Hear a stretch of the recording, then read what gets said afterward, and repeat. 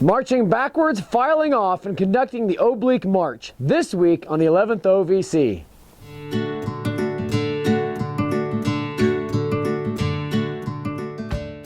Welcome again to the School of the Trooper Mounted.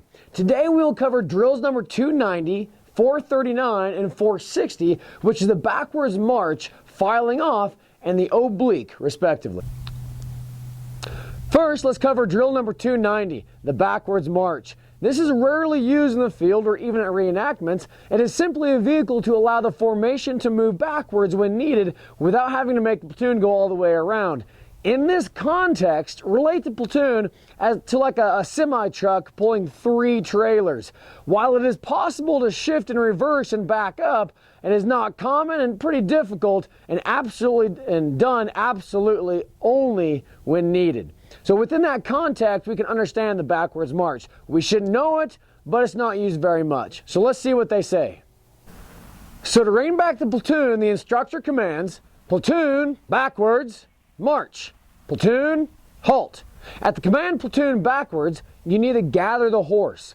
At the command march, you want to proceed to use the reins to back up the horse. According to Poinsett in the manual, it says you must keep a firm seat, elevate the wrists, and close the legs. As soon as the horse obeys, lower and elevate successfully the wrist. Basically, let him go and let go. Again, do it again and let go.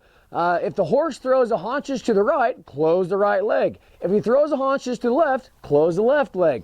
At the command platoon, the trooper prepares to stop, and of course at the command halt, the trooper stops. So it's not complicated. You just, when the platoon goes backwards and the instructor commands backwards march, you just rein back. Keep dressed though, that's the key. You want to keep dressed. So just pretty easy, just backwards march. The order is again, platoon, backwards march, platoon, halt.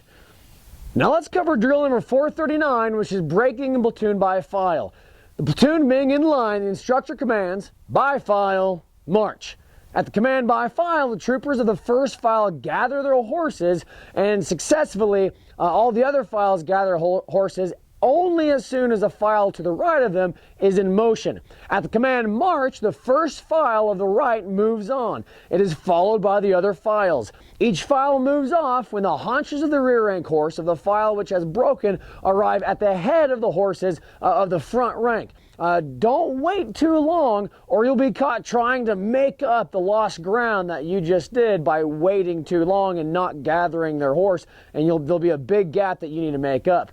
Now, each file marches 6 paces straight into the front, obliques to the right until it gets in line with the column, and then it obliques back to the left. You must gather your horses and break successfully only at the moment prescribed that we just talked about. That the first file moves straight to the front. The other files never march less than 6 paces before obliquing, and do not make more of a quarter turn to the right or to the left in order to rejoin the column. This is one thing a lot of reenactors do, is they try to, quote, cut the corner by not marching those 6 paces and then obliquing. So when you file off, you want to make sure you go forward 6 paces, then oblique to the right, get in line with the column, and then oblique to the left to get right behind the column. To break the platoon by the left, the movement is executed following the same principles but by inverse means.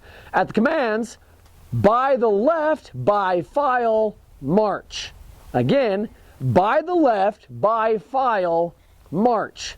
The greater the depth of the column, the more attention the instructor should pay to making sure the gaits of everyone are equal to ensure that the preservations of the distances are kept. Now let's finish with drill number 460, which is the oblique march. The oblique is a very useful maneuver for cavalry to position themselves in the field appropriately without having to conduct a more complex move like a wheel or something like that. That might be time consuming as well. The most important thing to know with the oblique is that it is a quarter turn or a 22.5 degree turn, not a 45 degree turn.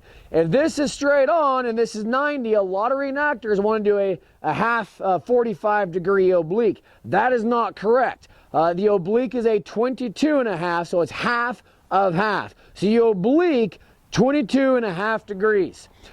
So in order to oblique, the column marching by 2s or by 4s, the instructor commands, right, oblique, march.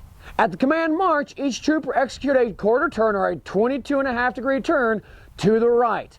The trooper on the right of the first rank, who is guide of the column, moves straight forward in this new direction, and the troopers on the right of each of the other ranks, who is guide of his ranks, moves forward also in this new direction, observing the guide of the column so as to keep on the same line and in parallel direction with him. Now the other troopers move forward in that new direction, looking occasionally to the right so as to align themselves upon their guide. Each one places the right knee behind the left knee of the man on the flank, and the head of his horse opposite the lower part of the neck to the horse of his right. The troopers march this way in each rank during the oblique march. Again, if you don't remember anything else, just remember, turn 22.5 degrees to the direction you're told to oblique to. To return to the initial line of march, the instructor commands forward, and all the troopers turn back a quarter turn to the original line of march. If you become discombobulated during the oblique march, you should get back in formation as soon as possible. Don't relax until you are exactly where you need to be at the angle you need to be at. Poinsett says this method a bit more formal. I say discombobulated, get in there. What Poinsett says is that you need to gain more ground to the front than to the side. That they say that ensure that you don't lose your alignment nor retard those who march behind you. If the guide of any rank ceases to be on the line of the guide, he lengthens or shortens the pace without changing the direction in order to recover his place. Basically, Poinsett is saying, if you lose your position, number one, don't mess anyone else up. Number two, get back in there as soon as possible. All right, thanks for watching. Now we know how to oblique, we know how to file off, and now we know how to do a backwards march. If you have any questions, feel free to write below, visit our website, or like us on Facebook. Thanks again for watching the 11th OVC.